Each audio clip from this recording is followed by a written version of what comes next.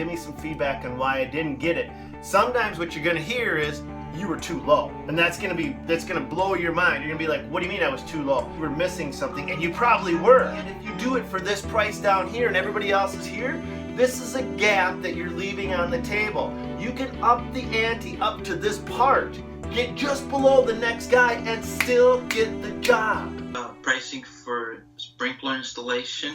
Has he done any sprinklers yet? No. Okay, so the very first thing is, do you guys live in a house? Yes. House and apartment. Do you have friends or family that you could start to install sprinklers for them? They supply you the materials, or they pay for the materials. Whether you do it at your own house, you do it for a friend, you do it for a relative, you literally do it for free. You take a stopwatch, you time how long it takes you to do the first job, you compare that, you do another job, you do another job, you don't make any money, but it's not costing you anything, because every time you install a sprinkler system, now you're learning how to install a sprinkler system, you're learning how to do it faster, you're learning how to do it better. But more importantly than that, you're learning that if you install 300 linear feet of sprinkler system, it takes you 20 hours. Now you have a basis for how you break down your bid. You know your material list for installing 300 linear feet of sprinkler systems, and 20 hours of labor involved as well. And then you can go into a bid for somebody you don't know, and you can break it down. I want to make $50 an hour for 20 hours, so I need $1,000 for my labor costs.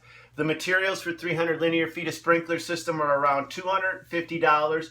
So I know my bid's got to be $1,250 for that portion of it. I want to add 5 or 10% for overhead, for insurance, for everything else. So then 10% of $1,250 is what, another $125? So my bid would be $1,375. Literally, that's how you'll start out with your very first sprinkler installation if you've never done one before. And then you look at what other people are bidding, because you're not going to get every job, but you've got to bid it. You're going to try to bid jobs even that you don't want, because you want the feedback. You want to have the in with the customer to be able to go, you know, I understand I didn't get the job, but I'm trying to refine, I'm trying to learn, I'm trying to grow. Could you give me some feedback on why I didn't get it? Sometimes what you're going to hear is, you were too low. And that's going to blow your mind. You're going to be like, what do you mean I was too low?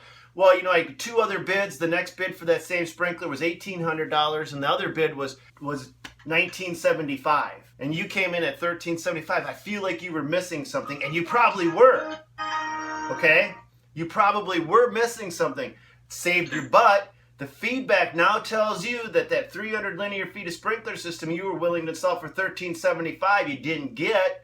You can up your price to $1,575 or $1,775 and still get. It's called leaving money on the table. There's a lot of times where your bid's way down here, Francisco, your bid's down here, and everybody else is up here, and you don't get the job. And guys are like, yeah, but we could do the job for this. Well, you're an idiot if you do it for this price down here and everybody else is here. This is a gap that you're leaving on the table. You can up the ante up to this part, get just below the next guy, and still get the job. And sometimes the feedback that you're going to get was, well, I feel like the next guy was more experienced and things like that. And then that tells you as a salesperson the image that you're conveying. You've got to change that as well. Okay. So lots of little things that you can tweak, and you got to understand the bidding process. You got to understand when you're bidding too low or bidding too high. You really want to get your mind, you want to get your mind into the customer's mind, because that customer's mind is going to be very similar to the next one, to the next one, to the next one. And you're going to want to try to learn to read customers, understand where they're coming from, so that you can modify how you bid down the road.